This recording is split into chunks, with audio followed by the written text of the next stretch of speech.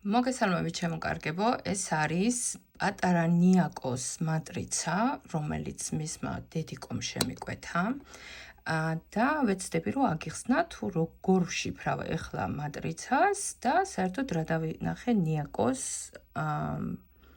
დაბადების თარიღში. ეს ბავშვი არის დაბადებული 17 მარტს 2016 წელს.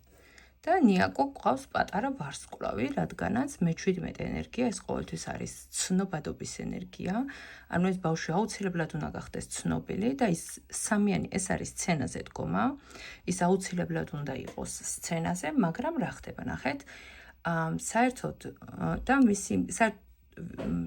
როდესაც ბავშვის მატრიცა კეთდება, ყოველთვის ბავშვის მატრიცა კეთდება აი ამ სამკუთხედზე, რადგანაც ჯერ ნიაკო არის 10 წლის და როდესაც ბავშვი 17 წლამდე ცხოვრობს აბსოლუტურად მშობლის კარმაში, არავითარ შემთხვევაში არ შეიძლება ბავშვზე რომ გაკეთდეს მთლიანად მისი მატრიცა. კეთდება მხოლოდ გამომდინარე მისი ნიჭიდან და გამომდინარე მისი პოტენციალიდან.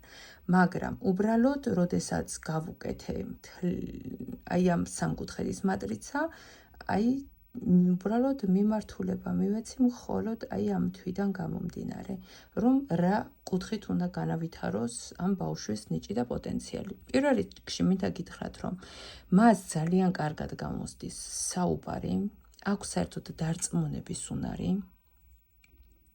აი ეს ხუთიანი გვაძლევს აი ამ პოტენციალს.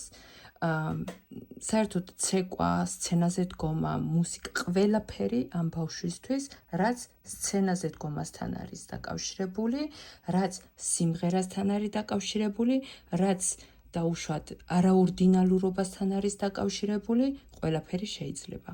ეს არის პატარა მსახიობი, რომელმაც აუცილებლად უნდა განავითაროს თავისი ნიჭი ხელში, აუცილებელია რომ ამ ბავშვმა განავითაროს თავისი ნიჭი ხმაში, რადგანაც 20-იანიც და მე-11 ენერგია ეს არის ნიჭი ხმაში და ძალიან კარგი სიმღერა, ძალიან კარგი ხმა და თუ დაუშვათ მშობელი გაითვალისწინებს და მშობელმა უკვე გაითვალისწინებს ამ ბავშვს ამ მიმართულებით დააკავებს, უკვე ძალიან წარმატებული იქნება მომავალში და მას არ გაუჭირდება უკვე თავის რეალიზება.